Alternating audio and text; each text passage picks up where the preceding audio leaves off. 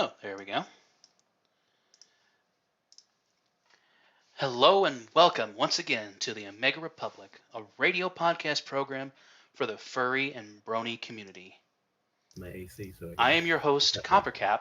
Also joining me today is once again Cosmic Prose. Hey. Thank you for joining us here on Suiting Up for Life, where we seek out those in the furry fandom and brony fandom and get to know what it's like to be a furry and or brony. Imagine that. And what they do to make who they are a part of the community. Today we have Kai Snowfloof joining us. Hello. Today Kai Snowfloof has selected a charity. What charity have you chosen today, Kai? I have chosen the Snow Leopard Trust. It is actually one of the oldest conservation groups out there, and their goal is to help the endangered snow leopard populations and secure the future of the species through 12 mountain range countries in South and Central Asia. They obviously do conservation efforts and policy networking with governments and other international organizations to help with those efforts. And through research techniques such as GPS location or GPS tracking, ecology studies, population trends, as well as just figuring out the human impact on their habitats. Very nice. We will leave a link for this website in the description that you can go ahead and check out yourselves for anyone who views this. And if you feel like you want to donate a little bit more, just feel free to go onto their website and donate what you want. Also, with the Omega Republic, for every like that this video receives 30 days after its post, we of the Omega Republic will donate $1, max at 100 of course, towards the charity. And now, let's get to know our friend with us today. To start off with, how long have you been part of the fandom, and what exactly brought you here today? Officially speaking, I've been in the fandom for about, I want to say about 8 years, but I always had an interest in it since I was in grade school. And that's because I think, like most furries, I kind of had an interest in anime, and specifically Inuyasha, if anyone's familiar with that one. Me and my cousin, who was in the same school as me at the time, we draw comics back and forth of anime characters. That was the thing that everyone did. And I ended up noticing that some of these characters had cat ears or dog ears, and I looked more into that genre of it and found out what a furry was, and then internet, and one thing led to another, and I was a furry.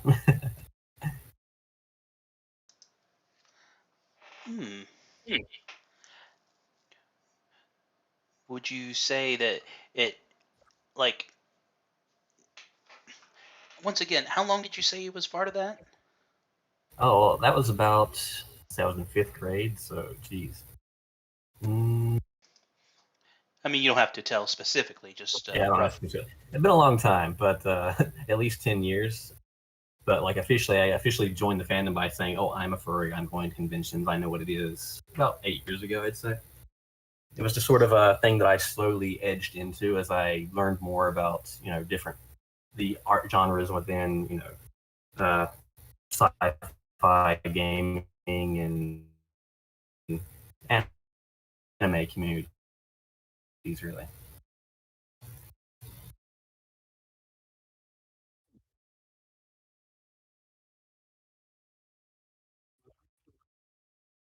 Oh, I'm sorry. Thanks.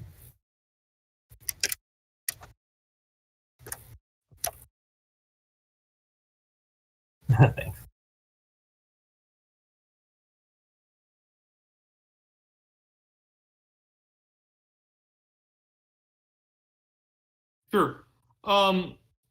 So as being part of the fandom, what do you do to contribute to the fandom, like music, movies, art, charity, etc.?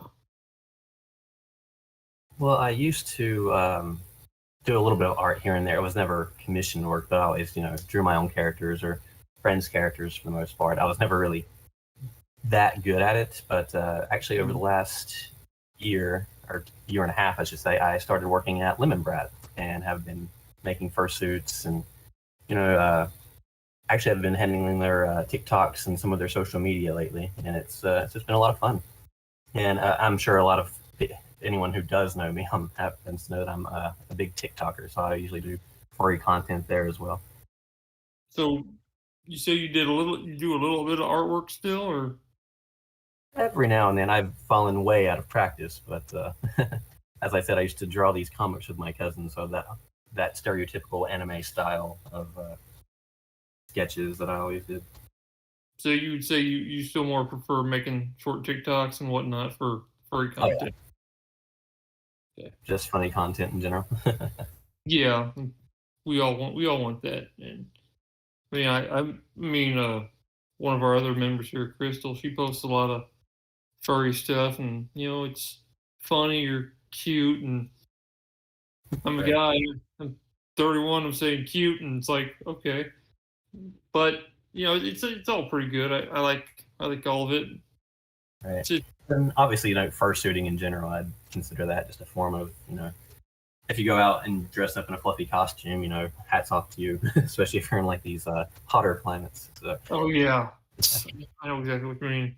Did that several years ago, and was in the Dalmatian suit for like 4.5 hours. It's like 92 outside, and there's no clouds anywhere. You have to suffer for your art. It wasn't even art. I was suffering for a church event, and that somebody had gotten into the Dalmatian costume. Like, okay, I'll do it for the kids at the church, and I was fine with that. I didn't get to say hi to everybody though. Some people were actually afraid of me. It's like, well, I guess I guess I'd be afraid of a 7-foot tall Dalmatian too. Knowing how to handle those situations is very interesting as well. Indeed. Claire, would you be up to giving the following question? Number 3, is it right? Correct. Yeah. Just excuse me, I'm the stage crew called in on this, so. Pull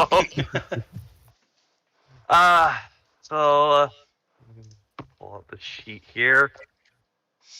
Okay. Do you have a suit at all? Or are you planning to get one, maybe? Yeah.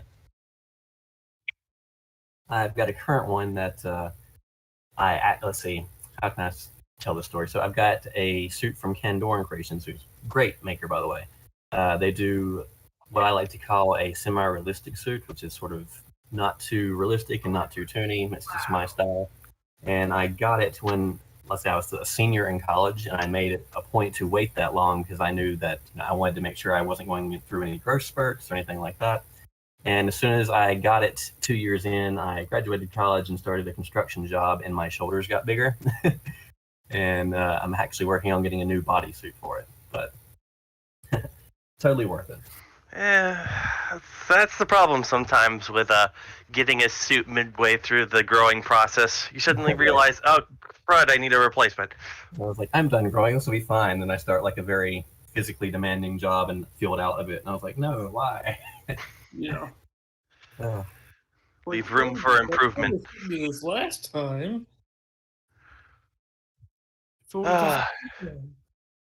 I guess if you didn't fit, you could add a hump to it, be a humpback, hunch over the whole time. Sure. Where your shoulders can go. Go for the big werewolf punch. Hey, that would actually work. That they usually do.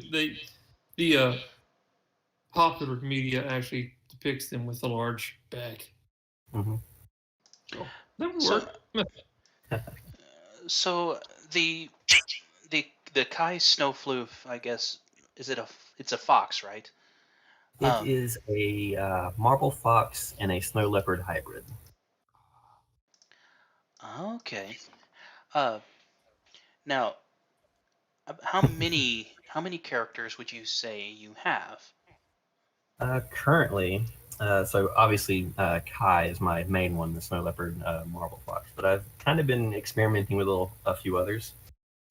One of which is a mushling, which is the character in my profile here. It's basically a small mushroom lizard thing. And they're quite adorable. They're actually a species made by Mel the Cannibal on FA, if I remember correctly. but their whole thing is they have to be made based on an actual mushroom, and they usually have their tail as some kind of foliage to blend in so predators don't eat them, and they're just really adorable. But I've also got a sort of species I've been working on called a lutramari, which is an otter with a tentacle type tail and any kind of deep sea fish fur pattern. So you definitely think outside the box. You just don't go with just typical species. You just say, let's take two random species, I love mash it up, hybrids, yeah. and make it as adorable AF. Yes. In fact, my original character design was just a black fox, and then I looked around and saw, foxes. I saw these, neon green raccoons and all these hybrids, and I was like, I could, beat this up a bit, make it a bit more interesting. And then I started with started experimenting with fur patterns and realized I really like snow leopards, but I didn't really like random spots everywhere for art reasons. I thought it'd be easier to draw if I knew exactly how many spots they had and where they went. So I messed around with a few different fur patterns of snow leopards and ended up with basically a fox with a snow leopard fur pattern.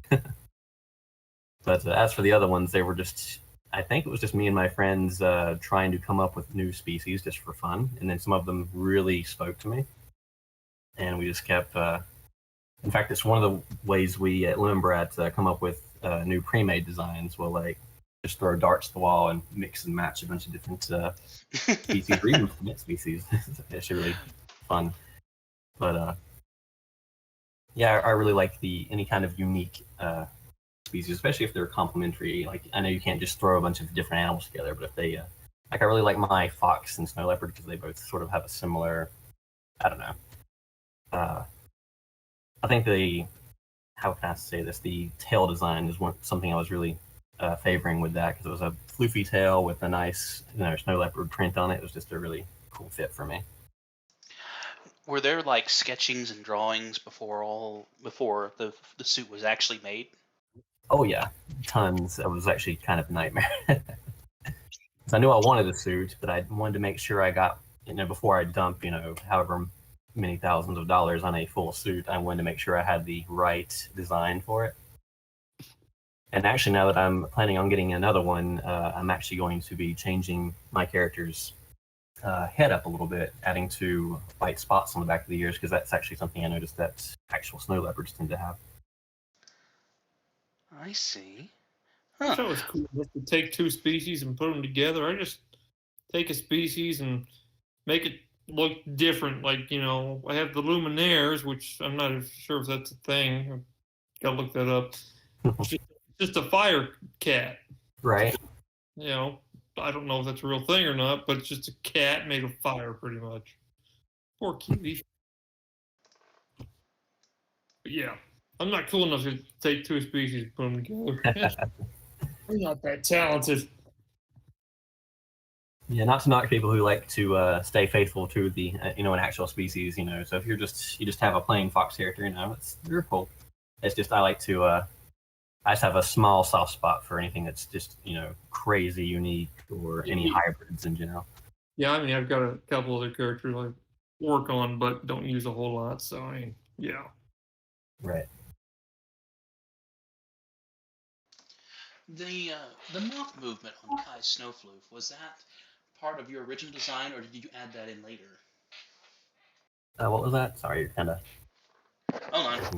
Dagnabbit. Let's try that again. There you go. I got to adjust my mic just a little bit here. It's one of those stupid headsets doesn't like cooperating very much. But the functioning mouth, the functioning jaw, if you will, on Kai's head.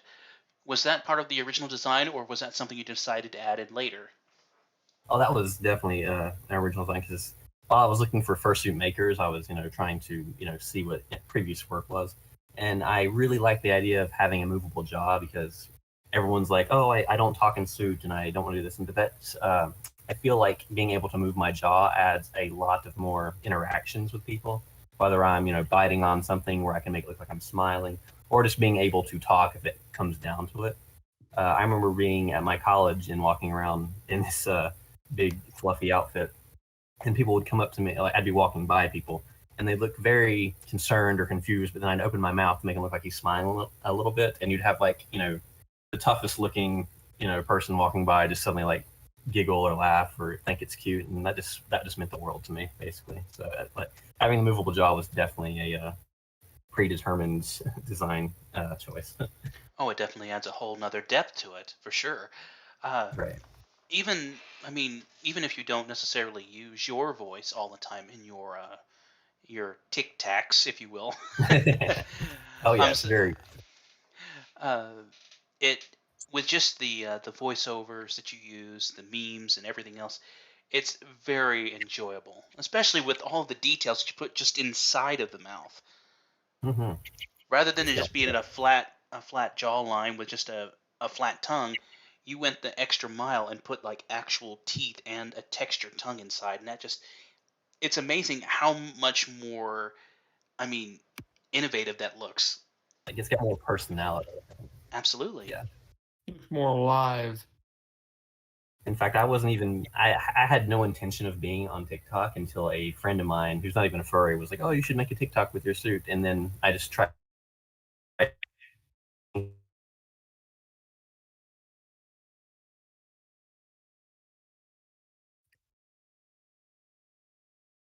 Uh-oh. We lost you. Me? No, Kai. Kai, we lost you.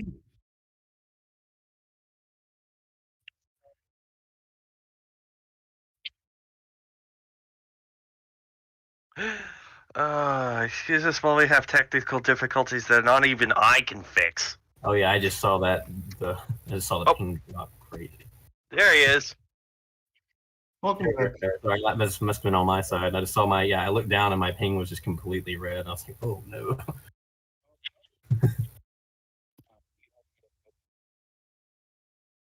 Let me double check that. I did have. I don't think that's what this is. Let me see if this is it. I just had my libraries open in case I needed to post a reference in the other chat thing in case you wanted to look at some of these other characters. But I don't think that shouldn't do it.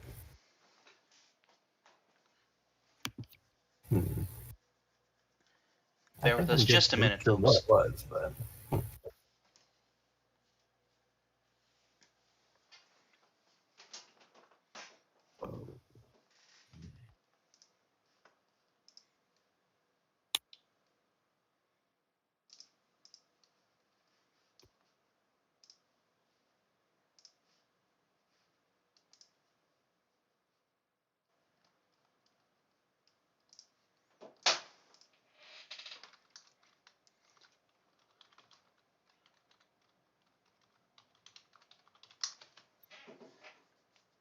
And it's still showing that stupid thumbnail.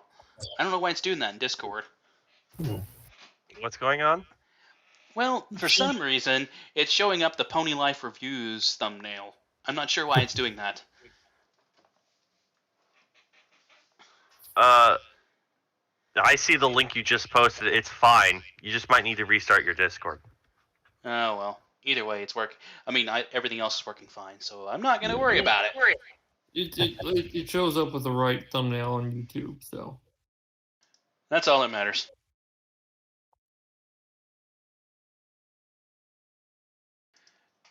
We wouldn't be giving Kai his followers the wrong idea. It's just pony just with pieces.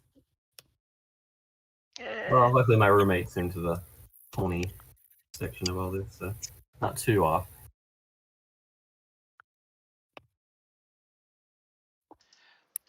Piece of furry. Anyways, where were we? Question 4. No. Let's still. There's a couple more things I want to touch on. The actual head. Did you have anybody assist you actually make Kai, or did you make it all yourself? Oh, as I said, my character was actually made by Kiata from Kendoran Creations. They do a lot of amazing work, actually. I just come up with the initial design, and they helped me. They were just pretty much there to help me through this process of what features I wanted on the Switch and what they could offer, and we just kind of bounced ideas back and forth until I finally decided on Kai. So. Was there any touch-ups on Kai's suit after you got it that you put on there? I did have to re-sew a few things because, as I said, I got bigger. And believe it or not, my dad helped me sew up a few seams. It was actually kind of interesting. But aside from that, not really. I just we had some great communication, and it was almost a year-long process just to make sure I had the right suits, because I was making a point that if I'm spending this much money, I want to make sure I get it right the first time. And as I said, Kiyata was amazing with helping me decide, and very patient as well, obviously, since I was completely new to what could go into a fursuit and what they would offer. Like digigrade legs, that was a thing that I had to do some research on, because you have low digigrade or high digigrade, or how thick you want thighs, that sort of thing. It was all very interesting. Thick thighs, oh my. Right. I noticed you don't really do a lot of padding or stuffing inside of the arms, or really a lot in the body. You just more or less try to keep it, naturally conforming to your body. Oh yeah.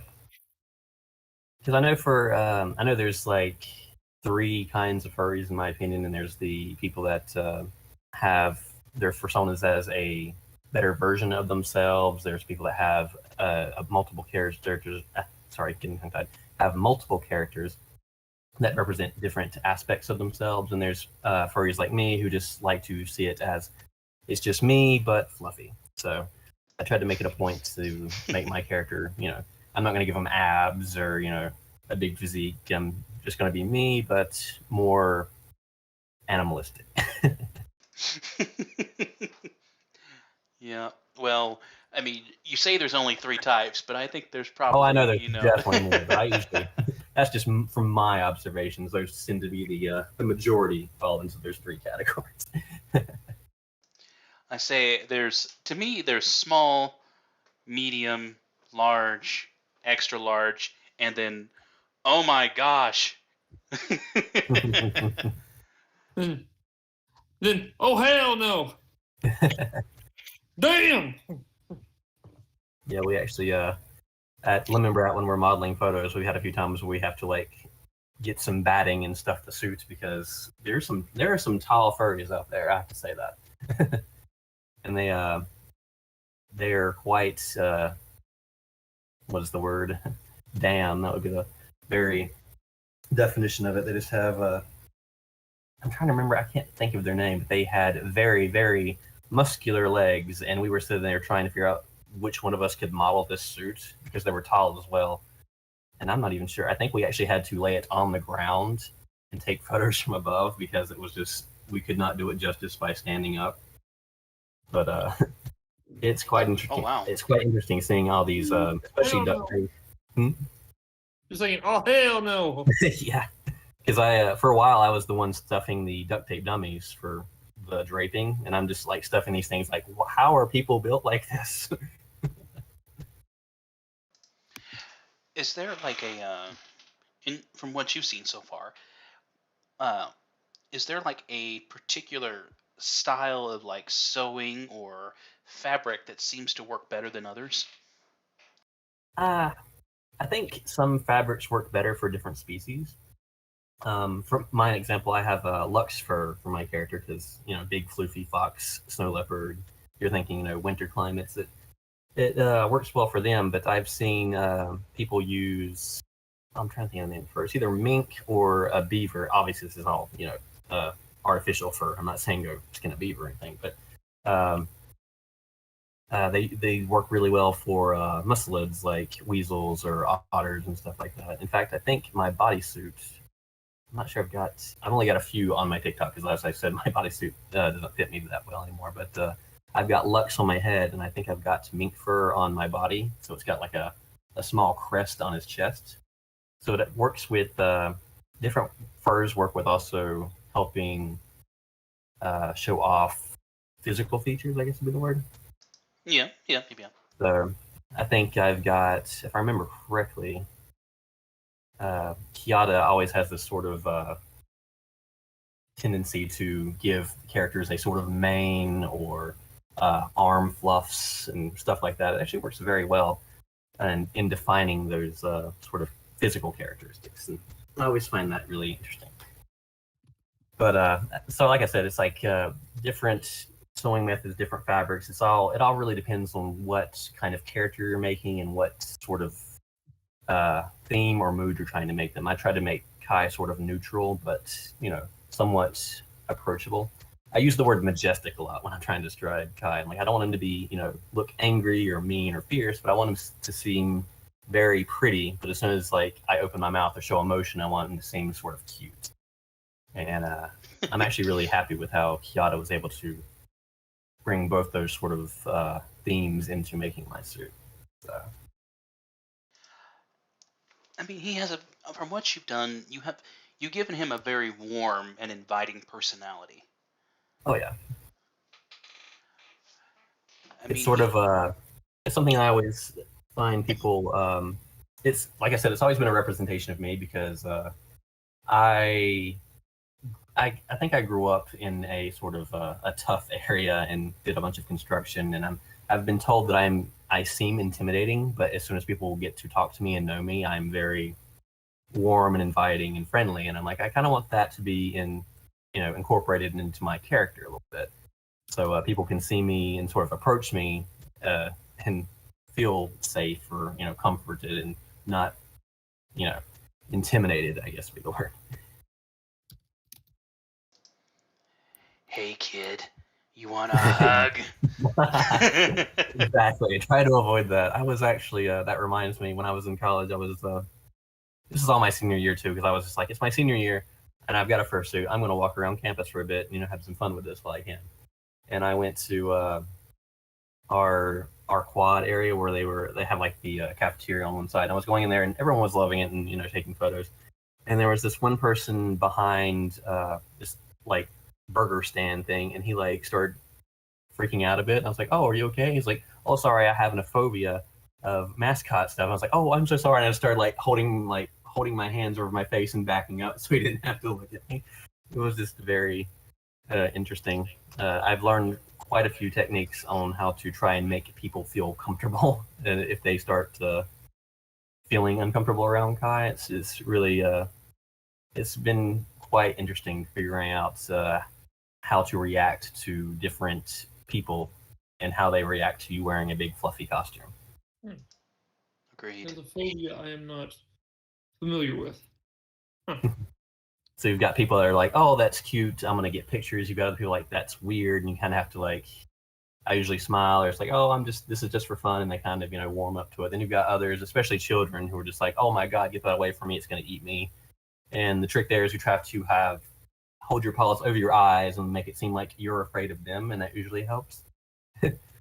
And I've got a load of stories like that. It's how you turn a blank canvas into a Bob Ross masterpiece. Yeah. Interpretive fursuiting. Exactly. We do have a quick question. Emma Battlesword asks, "What's the best for stuffing a duct tape dummy?" I'm not sure what the best is, but over at Lumenbrat, we usually use what would that be called? I mean, I just called it stuffing, but it's like this sort of cotton-like fiber. I think it's artificial, but we also use batting. Anything you can sort of rip up into smaller pieces and kind of like stuff into joints a lot, so you can get that nice firm. It's got to be firm, but not hard, so you can kind of maneuver it and get the overall shape of the duct tape dummy without it being, I guess the word would be bloated, because then your measurements will be off when you're trying to drape it. That seems like it would be very messy after a while. Oh yeah, we do have to replace a lot of it sometimes, but we actually have like 2, 3, 4, at least 5 large bags of this stuff. But luckily it lasts quite a while. Probably better than like packing peanuts, I'm sure. Oh yeah. We have thrown the idea of using those little packing beans, those small white things, and that was Oh no. a big no. We learned very quickly that was not going to work at all. We've all had that moment where we think, oh, let's just open up this bean bag and see what's inside. Yeah. And sure enough, we regret it for the rest of our lives. Yeah, I've done that before. It's like, what's in this silica packet?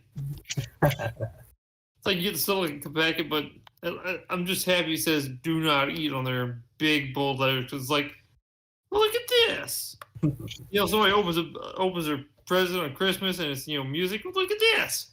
I got music and gum. Music and a pack of chiclets. Chiclets. Chiclets. It's a type of gum. Screw that! I got those cheap chocolate coins. I got the orange things.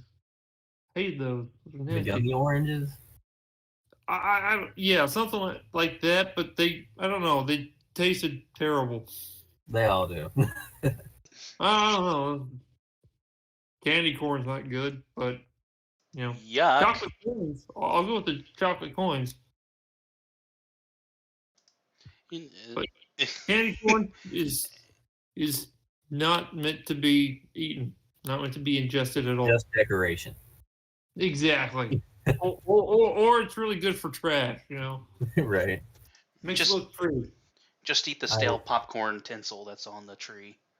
I'd rather eat that than the candy corn, that's for sure. Not to offend anyone that likes eating sugar-flavored glue, candy corn is just not my thing. Sugar-flavored glue. Can't talk, but hey, I got sugar. Anything you want to add on this, Claire? No, not a lot. There's a reason I'm a stagehand and not a presenter. I keep my head out of most of the community for the most part. We're just trying to get you out of your comfort zone. I know, but it's better if you get me out of my comfort zone when I haven't already spent 5 or 6 hours playing Dungeons and Dragons and exhausted my social competency. That's the right thing. And Copper, you gotta stop trying to get people out of their comfort zones. It's called a comfort zone for a reason. It's because you don't leave it. Always busy Friday and Saturday with it, and then I get dragged into this, and I'm just drawing blanks here, like an empty gun. What's your favorite color? Orange, obviously. That's great. See, we're already working. Girl, roll a 20 for defense. I'm like, roll for first guy. Oh dear. No, we're supposed to be focusing on our guest, not me. Cast protection. This is a guest intervention. Fireball him. This is me deflecting, so we can talk about them instead of me.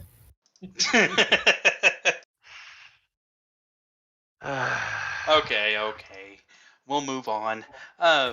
Based on your choice of Sona, do you feel it represents your personality, or do you want to be more like it emotionally? Is there anything you feel like sharing from your real life that you also incorporated into Kai? Oh yeah. So as I said before, it's sort of it was very important to make it a representation of me, or an avatar of myself in a way.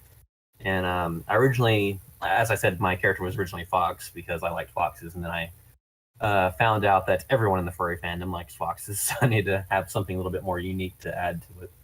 And I think I was in high school at the time, and I was watching something in a science course, and for whatever reason, snow leopards were on there. And I remember just liking how they moved, how they like their fur pattern. It was, I can't even remember why we were watching this. It's bugging me. That kind of thing. Yeah, it was basically just a whole small documentary on snow leopards for whatever reason. I just fell in love with them because I liked the idea of them playing in the snow and how it's sort of, they were just big cats. And for whatever, I think they said that snow leopards are actually playful towards humans. In fact, there's not been a single documented case where snow leopards have attacked a human. They're just sort of like chill like that. And I was like, oh, I can totally get into that. And like that. Yeah. Right. And I'm not sure if you've ever seen the. I'm not sure if you've ever seen the YouTube videos of snow leopards playing with pumpkins, but I'm like, oh, this is totally me.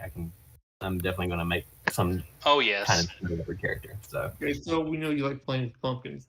Oh yeah. Stay away, Career. My mistake for a pumpkin. Hey. But so I just like this idea of this sort of playful big cat thing that looks like it could kill you, and it probably could if it wanted to, but chooses not to, and is just really chill and friendly. And I'm like, that's me.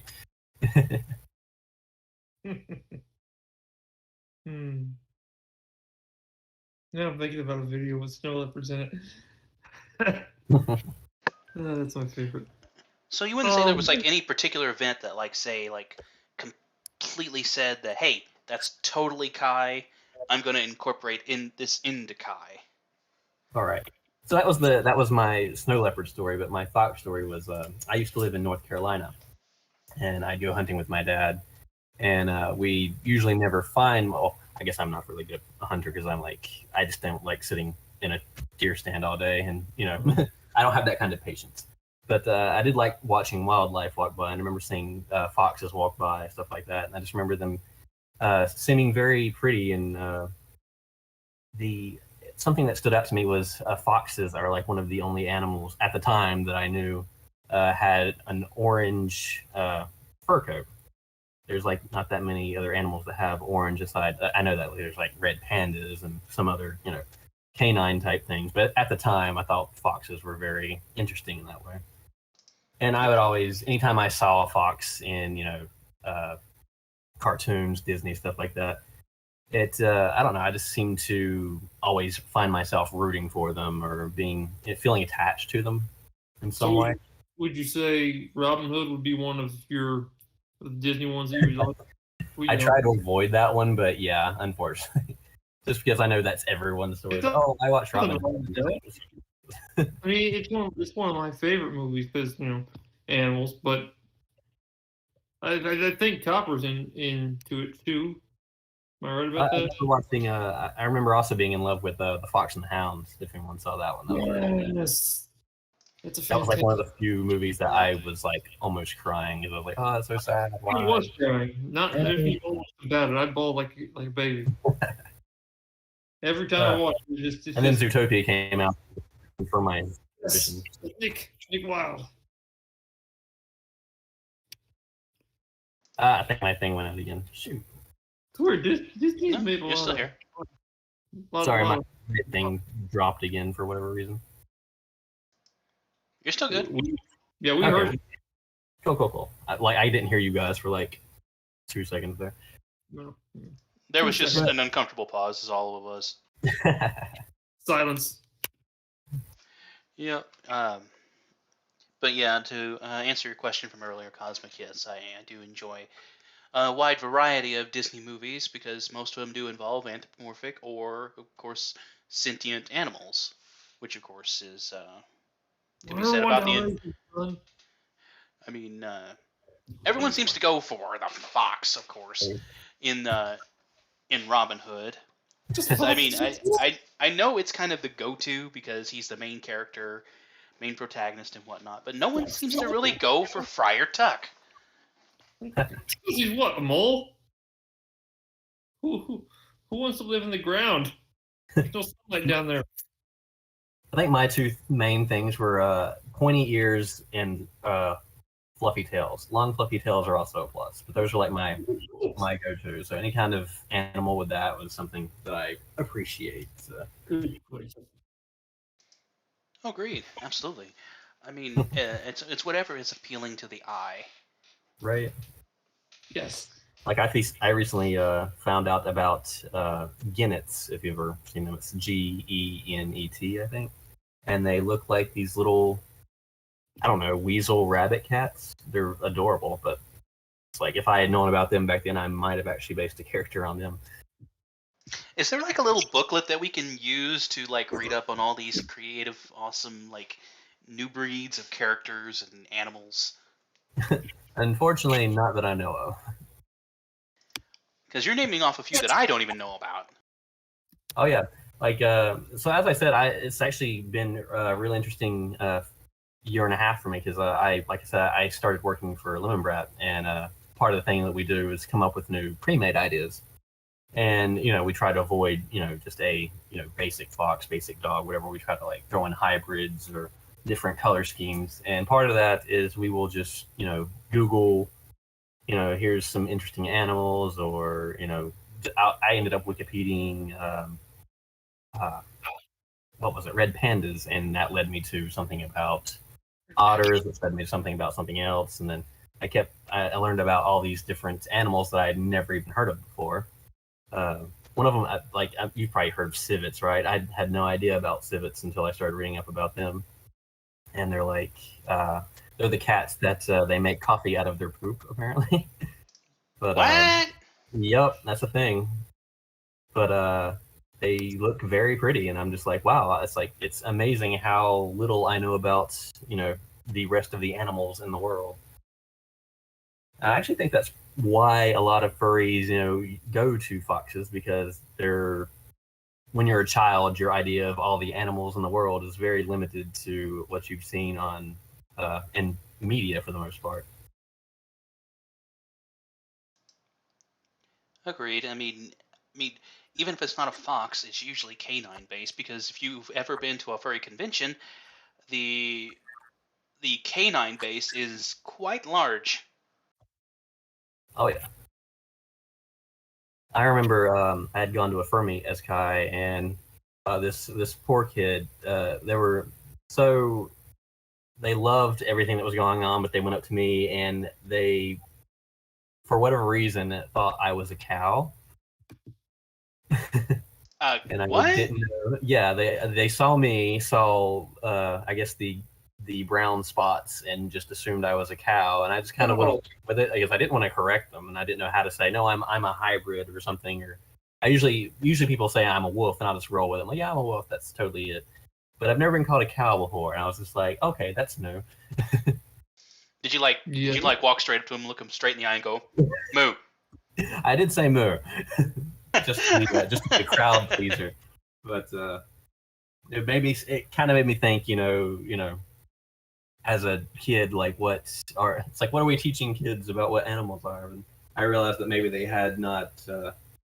They were rather, small and young, so maybe they had never seen what a wolf or a fox looked like. So I definitely knew they didn't know what a hybrid was. So I guess they were just going by what colors I had.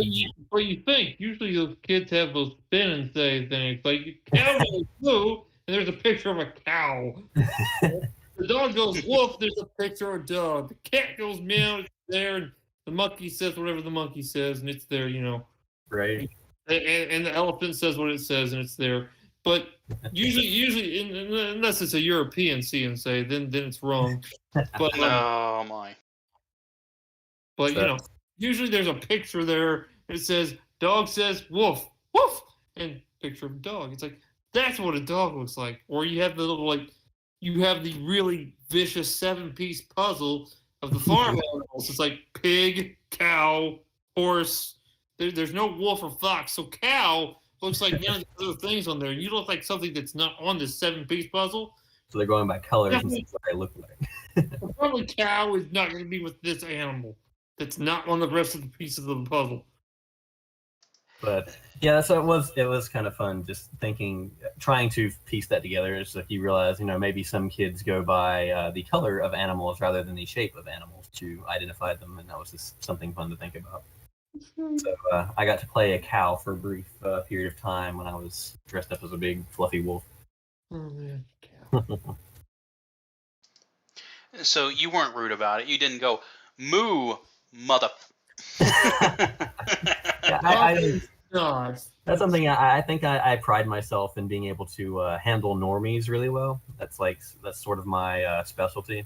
I always see people that have been in suit, and they always feel the need to it's like, no, I'm a Dutch angel dragon, or I'm a raccoon that's radioactive or something. It's like, they don't know that. Don't drive them off before they even know what furries are, dude. I think cussing might throw some people off. I mean, how well can you hear inside that head?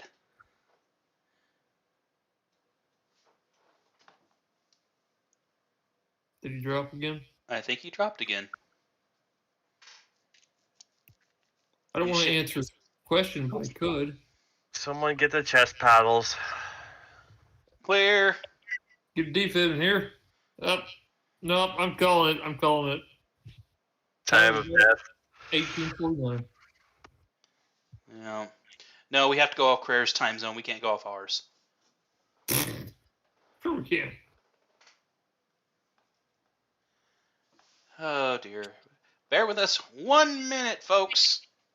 Our guests will soon return. Not like I haven't been idly preparing RimWorld for Twitch integration while we've been doing this. Also, for those of you joining us while we wait in the meantime, we're pleased to announce that Crayer is not dead yet. He's still alive. Yeah, surprisingly not. Long story short, I've been dealing with a lot of emotional and mental drama involving the world at large. That's kind of put my show on. Really, Google.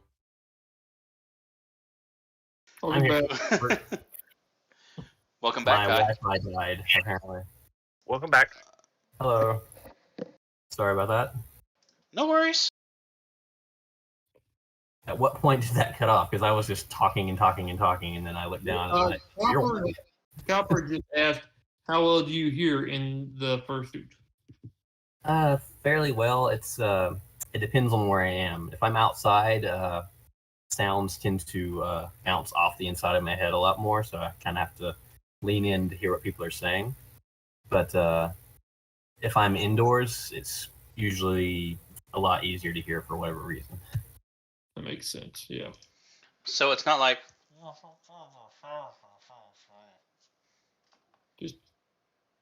Just don't go play in traffic. That's what he's saying. Oh yeah. Like I remember being at Anthrocon and people trying to talk to me, and like I could just, even though I was sort of far away, I could hear traffic going past me, just sort of like car engines and stuff, just sort of reverberating inside of my head. It was very disorientating.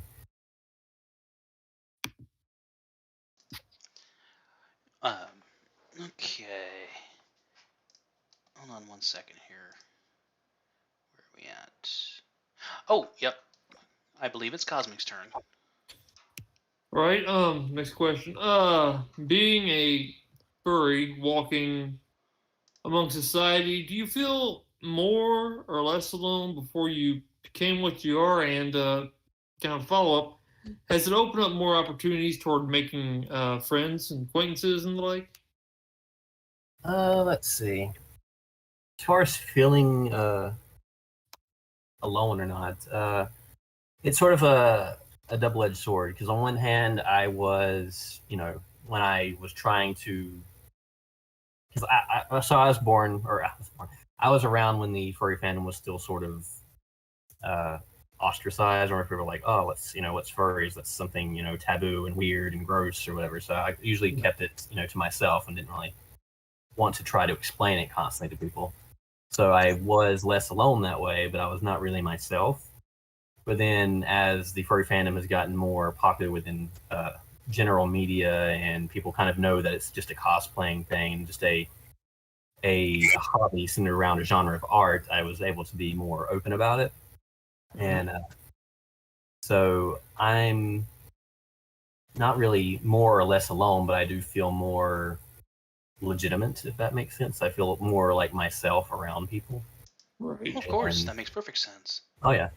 So I'm actually more comfortable with talking to people, and I found myself being more extroverted that way, because I'm not trying to hide this interest that I have anymore. It's just like, oh, I'm a furry, and like, oh cool, and I'm into D&D, or I'm into Warhammer 40K, and we'll just talk like that. And it's very comforting to know that people now see, well, for the most part, people now see the furries as, oh, it's just a hobby that some people do, and like, it's great to finally have that sort of surfacing the way it is, because I'm sure you guys had some kind of similar feeling when you were younger, where this interest you had was just sort of constantly being looked down on as some kind of weird fetish or They'll do. Yeah. Our families are quote unquote normal people. Right. You're speaking to the introvert from ground zero. Oh, yeah. Because throughout my entire high school career, I hardly talked to anybody, and I kept my nose buried in books. Oh, yeah. 'Cause We've all been there. that was Yeah, the peop- world I wanted to be part of, not that world. Exactly. Yeah, It's like, people don't talk to me much. I don't talk back to them. I'm like, I've been an introvert since 1986 when the first Legend of Zelda game came out. And I wasn't even born until 1990, so you know. but I was an introvert 4 years before I showed up. so it was just this big sort of revelation because I was considered an introvert all through grade school, and then I went to my first Anthrocon I think in 2010 I believe, and I had bought my first tail, and I was so proud of myself. And I started wearing it around high school, so I was like, I don't care, this is something I like now. And people ended up, either accepting it or they would try to bully me, and by saying something it wasn't, like, that's not what this is, and like, oh, and they just sort of like leave me alone. But others found it was interesting and ended up thinking it was just a cool hobby, which it was. And I just found myself becoming more and more extroverted. And by the time I got to college, you would look at me and like, oh, how can he possibly be an introvert? He's totally confident and outgoing. So it really did it did a lot for me mentally speaking, as far as just being able to actively do something that I was interested in. Of course. I mean, you go out there, you do your thing, whenever you can at conventions or meetups, and you just try to explore, new techniques, new ways to be funny and enjoyable, and also, not losing the sight of who your character really is at the same time. Oh yeah. And you'll find, like, if you just go out and do something you want, you'll find that other like-minded people will just flock to you. It's just sort of magnetic like that. And that was something that was just very, I don't know, confidence boosting to me, just to know that I knew that there were other people out there who weren't even furries that just thought this was cool. That would just come up and be like, oh, I love, how your tail's been made. How'd you make it? Or how does this attach to your belt? Or, now that I've got a fursuit, they're like, oh my God, the mouth moves. How does it work? And, they just have a genuine interest in something, even though they're not furries. It's just very, it's just a big confidence boost, and I love it. It's so much more than being, part of this group that's supposedly all about, a stereotype that's been placed on furries. Oh yeah. Because I blame television mostly, because with cartoons and reality shows and a certain crime show that we mostly know about. I mean, I don't even have to say it because most furries know about it. Yep. So if you want to hear a really funny story about that, when I had just turned 18 in high school, and I was trying to make it up to Anthrocon the first time. And I somehow convinced my mom to drive me up there, and we're going to make a day trip out of it, because I think my mom has a thing for like cities in general. They just like going around wineries and seeing museums, stuff like that. I was like, you should you could check out that in Pittsburgh. Why check out this sort of this nerdy convention I want to go to? I didn't really give any details, and I had to let my dad know where I was going, because I was going to be gone for 2 days. And I was trying to explain to him, I was like, I'm going. I was like, well, he doesn't know what furries are. He doesn't care what I do. Just so long as I tell him what's going on. I'm like, I'm going to a furry convention. And right when I said that, the commercial break had ended, and he was watching that episode of CSI, and I was just like, oh God, why? Oh no! And oh my gosh! And he just looked at me and was like, okay, whatever. I was like, really? Okay. Oh God, that episode. Like, by the way, that's not what this is, but I'm thankful that you're very accepting about this. It was just one of the most awkward moments in my life. But what the heck, is that like the most aired episode of CSI or what? Right? Burn Loathing. Yeah, that was a very notoriously bad painted episode on us. I'm pretty sure it's one of these high-played episodes, because as a furry fandom, it is something that is popularized. Kind of like, every decade and so much has something that's popularized, and furries are popularized. You don't see it a lot, but it happens to pop up at the most inopportune of times, it seems. And since there's so many, since it has such a quote unquote large following, that it's gonna show up somewhere, and it's gonna at some point it's going to be played over and But over. I mean, like almost everyone that we've talked to, we kind of mention it as far as like the stereotype, and like there hasn't been a person yet who is part of the furry fandom who doesn't know about that episode. I'm like, because we sometimes as you're getting to the furry, it's like, hey, I want to see stuff about furry. What is this about? This is CSI. I like CSI. This is an episode about furries. I'm gonna watch it. Like the first time I thought I saw something cool, and I'm like, this doesn't belong in this movie. This is Donnie Darko. Furries don't belong in this movie. Donnie Darko. Wow, I haven't heard that reference in a while. I do have to say that media has been rather friendly to furries lately, because I think they're realizing how much of a cash cow the furry fandom can be. Yeah. And Rich furries run the economy. Yeah, right. I mean, Pittsburgh knows what furries do for the economy, right?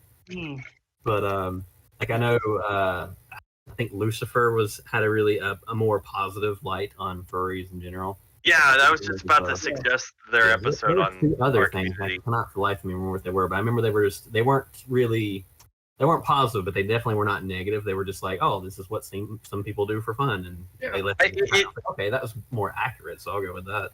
The hilarious thing is I think they actually hired some furries as background cast Which for is just that. cool in general. And they did put some effort to kind of make the set sit halfway between a believable convention and obviously a set dressing. Right. Without making it so awkward and weird looking. And I remember watching that with some friends of mine, and spoiler alert, by the way, the scene is they're trying to find out how this woman died, and they found a fursuit in their costume in their closet, and they go to the convention to find clues or whatever. And they meet I think a dolphin suitor who sprays water onto their character, and I was like, now that would be grounds for murder. Sorry, that's a suspect. It's like, you spray water on my costume. It makes me think of the stupid Netflix show that they've got now with the furry thing. Oh my god, and that is nightmare fuel to me. That's like you're breaking the uncanny valley rule. Yeah, I haven't watched any of it either, so I don't plan on doing it either unless the fursuits seem believable, which so far they don't. Like even the Masked Singer is actually, that's total furry bait in my opinion. If you've seen any of that yet. Oh yeah. I would say some of it, but I don't know. I mean, I would say it's kind of furry bait, because you can either show up as an animal or you can show up as a greasy banana. So, No. The thing is, they'll always show an animal in any of the commercials, because they know for a fact there's a percentage of furries that do, kind of look out for that kind of stuff and will immediately go for it. And then guess what? Their ratings go up. Which is why I think that dating show with the animal mask even exists, because they were like, oh, apparently this gets money toward us. Let's start adding. Yeah, the dolphin thing. I was like, wait, what?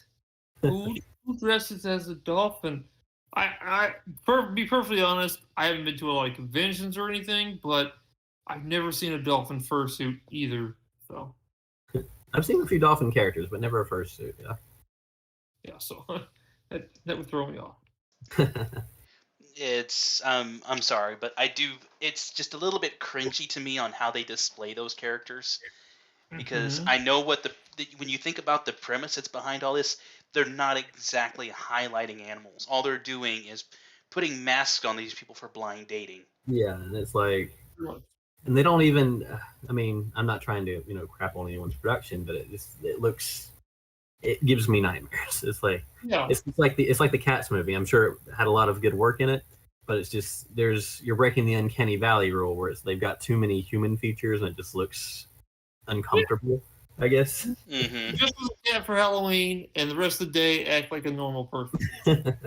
Now, Yeah. 364 days out of the year, dress like a normal person. On that one day of Halloween, October 31st, you can dress like a cat or whatever nightmare fuel you want to dress as, but just try and be more normal and fit into society, even just a little bit. Now, that being said, if these, corporations and, media companies want to start hiring furries to make them fursuits for whatever TV show they're doing, go for it. That would be awesome. Get a bunch of, mainstream furry employees, I guess would be the word. But Oh yeah, it'd be so awesome to see like a complete like furry setup, like say something like The Office, not necessarily like The Office, but just like a similar kind of reality show would be nice. Right. They do that. Or have like one of those. I know they did the. Cannot for life remember the name of the show. I've been streaming everything. I don't even watch TV much anymore. But it was where they did the costume design competition thing, but have that for like fursuits or something. That'd be really neat. Yeah. Oh, I think I know what you're talking about. I think it's like it was an FX thing. I can't even remember what it was. I know what he's talking about. Was it Mask Off or something like that? I don't remember the name either for the life of me. I actually watched all of it, but I don't remember the name. Well, regardless, I know exactly what you're talking about. Yeah. I mean, even though we don't have a lot of reality shows, we do have a lot of animation shows that the furries can turn towards. Beastars, BNA, even just now recently, Centaur World. I haven't actually watched that yet. It looked interesting though. It's a very enjoyable show. I've actually been watching Owl House, and they've been throwing a couple of furry characters in there every now and then in the background. Definitely. And they've got the character King, who is totally a skull dog. I don't care what anyone says. I agree. With a very adorable voice indeed. Oh yeah. I mean, not a huge spoilers, but it's he acts like a rough, tough kind of guy, and he just comes off as just cute and adorable. It's like Invader Zim, basically. It's like, I'm the most evil thing ever, but they're not. And partial spoilers, you do have an owl character with an infinite neck. Oh yeah. And there's a bunch of you'll see background characters, and you're like, oh, that's totally you'll just look at them. It's like you're not sure what species it is, but it's totally a furry. I'm really liking it's a lot of Disney cartoons too lately, but you'll look in the background and see a bunch of video game references or anime references or furry references. It's really nice to see that the nerdy community, quote unquote, is being represented in some way. Mm-hmm. Exactly. I remember I was watching Owl House before we were doing this, and I noticed they had the characters' whole thing is they try to scavenge human junk to sell to people. And in this trash pile, there was a Dakimakura of Snake from Metal Gear, and I was just like, ha! Oh no. That's beginning to be a bit of a problem.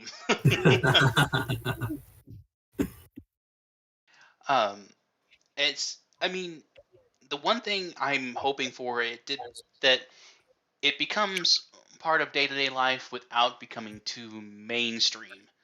Right. Because then it can lose some of its luster, I guess, or its uniqueness in a way. Yeah, because there's not much that's going to be able to drive us all away from the fandom.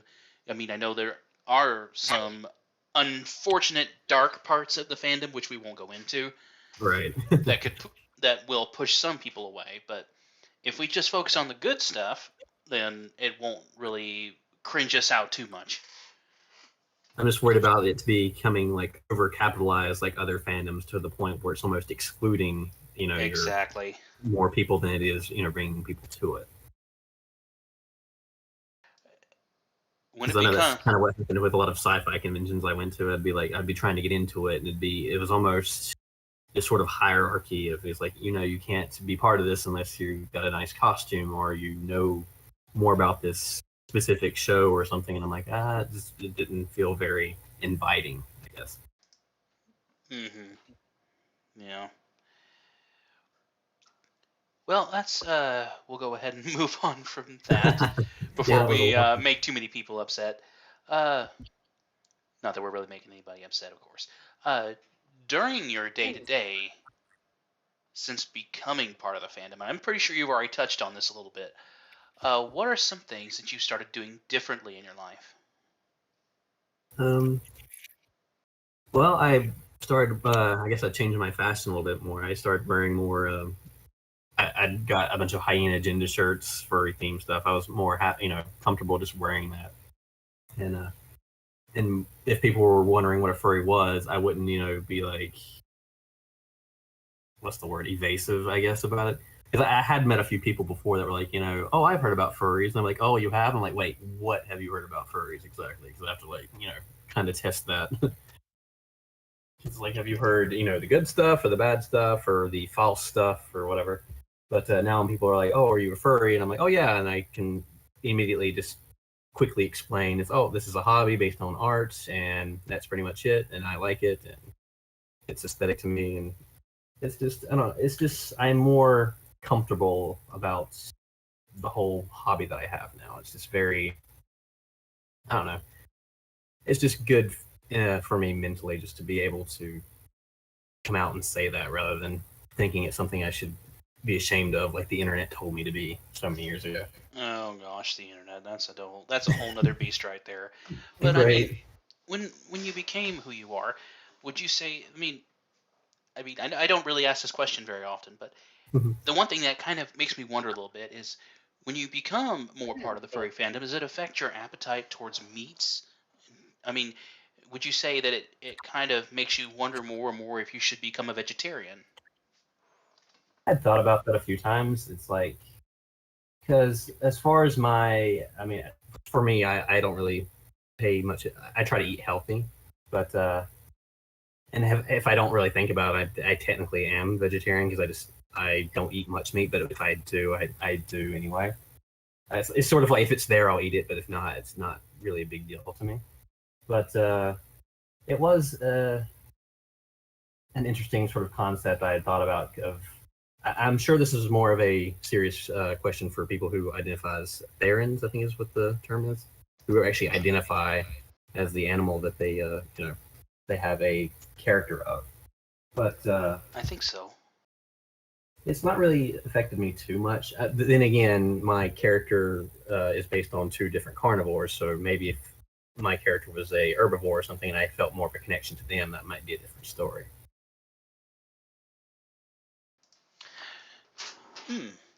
So it's not really changed too much, but enough that you notice it. Oh yeah, because again, I based my character on me rather than me trying to be a character that I created. So if you were to ask a furry who had a character that they were trying to be, rather than a character that just represented who they were already, that might be a different response, I suppose.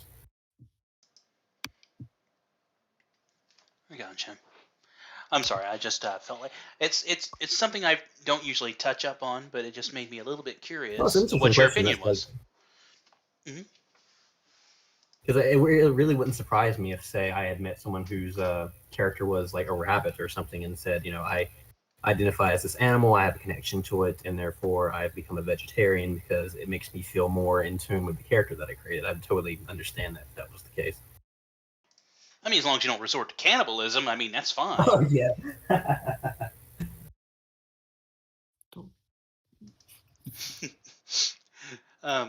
And when you became this character, you accepted some of its personalities and traits and using that, just kind of adding your personality to the character. Right. Because it's not like my character itself is like a feral animal or anything. It's literally, it's just a human with animal characteristics. So I guess the human part of it is still there. It's just the appearance that is more animalistic than anything else. Exactly. It's not like you go around growling at stray dogs or anything like that. Right. Unless they're on my territory, then that's the difference now. Climbing up trees and stuff. That tree is mine. How dare they? Yeah, because you see, that's another stereotype that is pressed upon furries, of course, is that they seem to just go completely rabid and wild, like Creer does on Saturday Night Buffet Night. Mm. Hey, I heard that. Or what? What are you talking about? Buffets. Buffets. Oh, well, I heard that too. So yeah, okay, you're clear. Hey, when it's an all-you-can-eat buffet, man, sometimes you just got to go for it. I will say that I did. Like I said, back in North Carolina, I hunted a lot with my dad, and I had gone squirrel hunting, and I have killed a few squirrels, and I almost killed a few deer, but I never actually got around to it. But now that I am more in tune with being furries, and I'm definitely more apathetic towards animals and even bugs for the most part. If anyone's seen my TikToks, they'll know I will relocate snakes, spiders, any kind of creepy crawlies, because I feel more connected or apathetic to the world around me than I was a couple years ago. I'd say, where like people would say, "Oh no, squish the spider" or something. I was like, "No, they're just trying to live," and I'll make it a point to rescue them in some way. But so I'm not really. I'm not going to put down hunting, but I don't usually find much enjoyment in it. I mean, I still eat meat, so I can't really say. I'd be too hypocritical if I were to say hunting is bad, but for me personally, I just don't.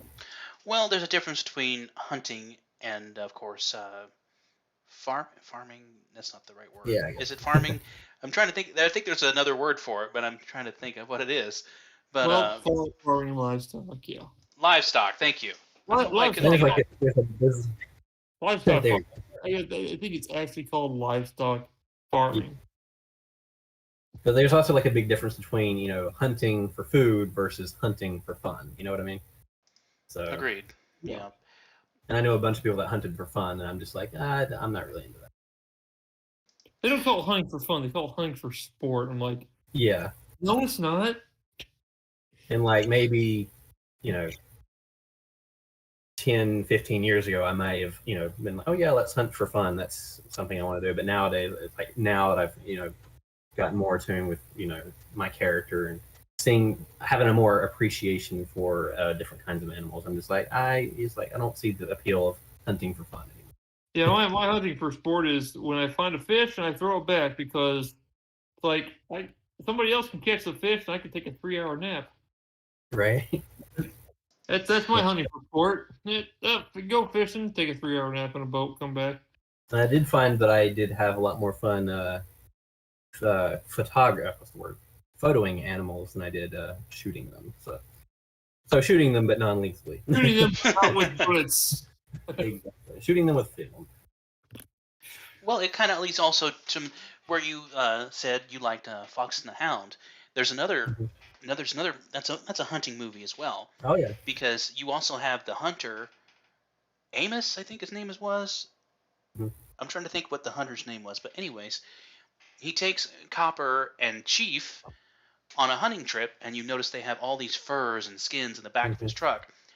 Now, I mean, there's a point where he would hunt for keeping warm or clothes, but you can tell the hunter had this personality, like he was hunting for sport just as much as he was. Not necessary anymore in that sort of, because from a hunter's point of view too, you don't want to overhunt the population either, so that's even bad. From like I grew up around hunters, and that was like drawn into me. It's like you never want to kill more than you have to, because that will mess up the population and the ecosystem and the environment. And that's like drawn into you when you're growing up with hunters, well, good hunters, I should say. And like I remember watching Bambi, and that's that whole scene where his mom gets killed. I just remember watching them like, hey, shooting does is illegal unless there's an overpopulation, so that's not cool. But it's really interesting how I actually became I'm an environmental studies major, so it's really interesting how hunting can be, if you do it too much, it's really bad, but if you do it a healthy amount for the ecosystem, it's actually considered a good thing. It's weird how this can easily go one way or another. Yeah, we do get notices for like we can have around here, an overpopulation of coyotes, and there's really no restrictions in place for coyotes around here, because they are a bit of a problem for they hunt deer, However, we also have bobcats, which are illegal to hunt in our state. And I mean, there is no hunting season or anything. You're not supposed to do anything to them. I mean, the most you could do is trap them and relocate them, but that's it. But so I do understand. Go ahead. Unless they've been unless you know for sure that it has attacked somebody, then they actually will send out people to take it down if they can't, track it and relocate it.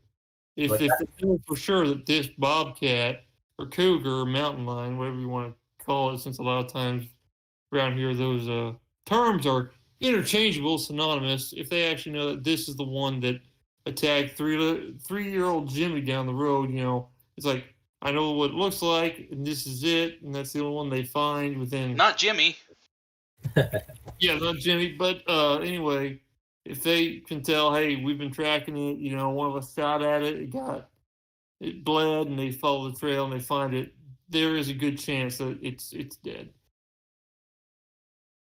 But yeah, like hunting for sport. I remember having to write a paper about how there's an invasive rabbit species in Australia because back in the 16th century, not 16th, like 17th century, whatever, sometime back in the day, that when people were still settling Australia, sending all the convicts from Ireland and England down there, some officer brought 2 rabbits to hunt for fun and was just bad at shooting. And they got away, and now there's an overpopulation of these rabbits that are now an invasive species. Yeah. I'm just like, wow, that could have been avoided if you just found a different hobby, dude. It's the same thing with America. We brought, what was it?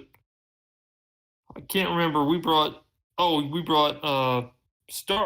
blackbirds over here from Europe, and they didn't do what they were supposed to do. They just decided to eat corn. Then we brought starlings over, and that didn't fix the problem. We also brought, I think they're called German roaches, if I'm not mistaken. Oh, no. So we brought a lot of things to America. Oh, yeah, definitely. You recall that one Simpsons episode where Bart insults an Australian, and then he ticks him off so much that they were forced to flee the country through the embassy, and we get a shot of Bart's frog that he brought from America being left there, and then they make this stupid stereotype call that Australians have no clue what a frog is. Is that serious? I never even. And then they just end up like overpopulating and destroying Australia. I don't know if everyone remembers that one or not. Vaguely, I actually watched very little Simpsons. I kind of want to go back, and I know they've got like all the seasons on Disney Plus. I kind of want to go watch that. Simpsons on Disney. I still can't get used to that. I know, right? That's so weird.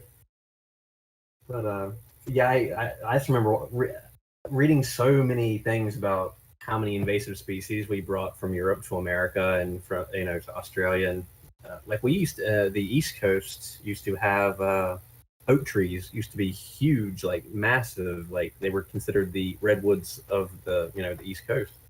And because if I remember correctly, it was an Asian strand of oak that they were trying to crossbreed. It actually led to a new type of plant-borne disease that killed the oak trees before they reached adulthood. And now we don't have any of these like massive, giant oak wood forests anymore. Oh, right. Wow. Come to where we are. We have them everywhere. It may have been chestnuts. I think about it. Either chestnut or oak, but it was like this whole because they had these old photos of these just massive, massive trees that would make you think of like the redwood forests, but or so, those so similar to the sequoias. Oh yeah, sequoias.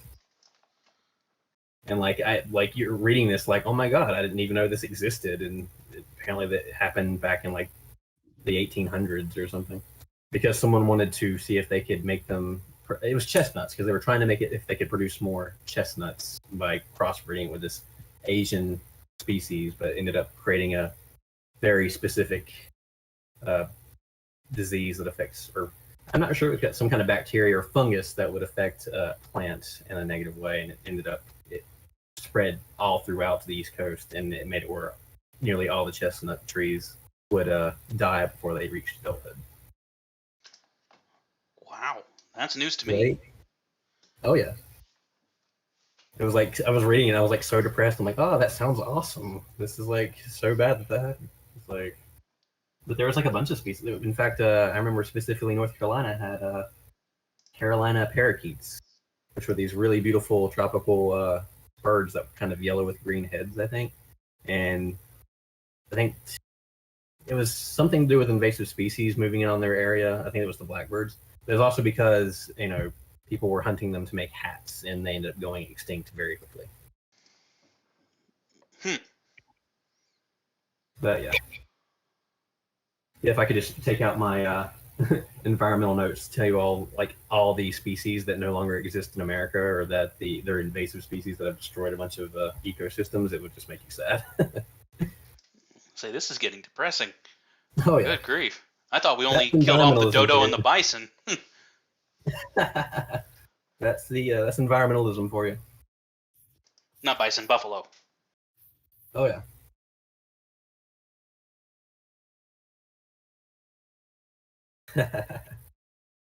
Well, we Sorry for bringing down the stream.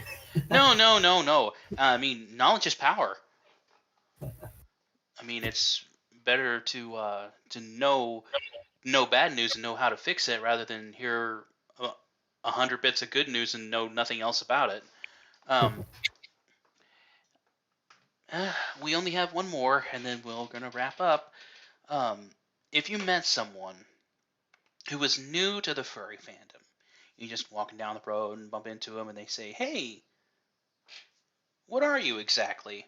But they've known the word furry, but didn't really know what it was. What is the first thing that you would like to say to them if they showed interest in it? I'd say this is just a form of cosplay. It's just a hobby centered around a genre of art, and it makes me happy.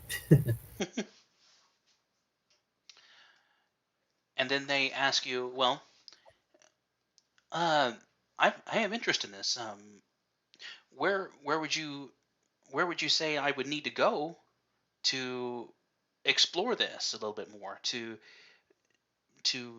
experience it? I'd tell them to Google, furry conventions, look into any kind of furry groups that are nearby.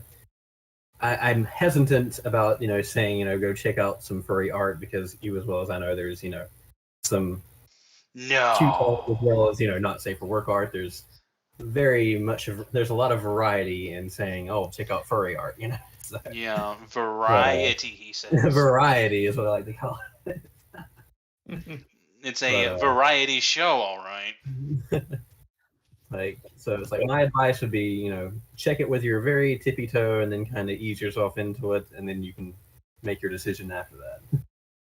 But don't just type in furry into Google, because that's sort of a 50-50 chance you'll run away screaming. Yeah. Mm-hmm. Yeah. Oh yeah. Just like any other fandom, there are different genres, if you will. Different intensities as well. Yeah, you have your sweet, salty, bland, spicy, and then very bitter. Mm-hmm. And then you have chunk. That's something you actually have to consider when talking to people. You have to reinforce this idea that's furry is a very, very large umbrella term for a lot of different sub interests within the community. And that's one of the reasons why it's so big and quote accepting. It's just because there's no real rules as to what is a furry, or what. I've had a lot of people come up and be like, what do I need to do to be a furry? I'm like, well, do you like more anthro art or furry characters? Like, yeah, oh, you're a furry. It's like, I don't need a fursuit. It's like, no, that's an optional then. Sorry. Wait, I don't need a fursuit? I don't have to. I don't have to dress up in cute, lovable, furry, fluffy right. animal you don't even costumes? Need a character. I have a few friends that have personas, but they're furries. It's like they made web comics where their character is a human living amongst, personas, basically. Yeah. And then it turns into a Five Nights at Freddy's, right? Yeah. No. Listeners, don't get that idea. Move that. Don't put that idea in your heads. Someone's like jotting that down in a little. No. New fan fiction. Oh gosh. Oh boy. I think this will be the point of the stream where I say, "Claire, get in here and delete this."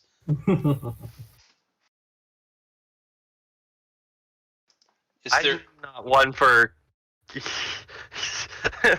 I work the lights. I don't cut the footage. That's your job, Copper. You know what you're doing. Don't Like you Chris have that said, erase minds probe finished yet? No, I'm just here for the food. Don't you know? I was wondering who ate that last cream puff. Your fault for leaving it in the staff fridge. Yeah, usually. I need to put a lock on that thing. Yeah, you do realize you're talking about a synth here who has the power of the internet at his hand. You don't think I wouldn't be able to talk after a bit? Oh dear. Anyway, yeah. Well, if there is, I don't know if I have anything else I would like to ask, because you've been very informative, and I appreciate your time here. Sweet. Cosmic, do you have any other questions? I don't think so. Unfortunately, the neighbor's making weird noises across the street, so it's hard to give some. Oh my. They're working on something with metal, and they've been making the sound for the past half hour. It sounds like a dog is screaming and it won't stop, but it's not a dog. They're making drugs. Or something. Well, okay, it's not drugs either. Although if they were selling drugs, they fit the profile, the stereotypical profile. They definitely fit it. I don't know who they are. They moved in a couple months ago, so yeah. But no, they're working with some power tools over there I think on their bikes or something. Not motorcycles, but bicycles. I'm thinking. So motorcycle drugs then. You don't need you need power tools to work on a bicycle. It's a bicycle. Get out a wrench. But anyway, it's hard to make a question with that sound going on. Hashtag bike life. Hashtag, oh my god, shut up! Oh no. Oh dear. Claire, do you have any comments, questions, preferences, theories, hypotheses? Remember, he works behind the stage. He doesn't get to talk. Ooh, Crayer, tell us why your favorite color is orange. Color is orange. I'm trying to. We're wrapping up, so I'm trying to multitask while we're wrapping up. And so it's like, you guys bombard me with questions while I'm getting liquid food for my lizards. Oh dear. Yeah, Claire is our resident bearded lizard owner. Some of them are special needs, and they won't eat their greens like picky children. Okay. I just They're have about as picky as me at a. Well, actually, no, I'm not very picky at all, considering. Let's not talk about that. Oh dear. Well, Kai, we appreciate having you here on Suiting Up for Life. We appreciate all of your time that you've given us. We appreciate. I also appreciate. What's that? Oh, it's been great being on. It's been a lot of fun. Well, I'm glad you had fun, and remember, if you're watching this, for every like that this video receives, we will be donating to the Snow Leopard Foundation to help those poor kitties survive and hopefully avoid extinction, and hopefully maybe someday avoid endangerment. Right? Love how it came full circle. We do appreciate having everyone here. We appreciate you watching, and we appreciate your liking and enjoying the Omega Republic. We hope to see you here next time on Suiting Up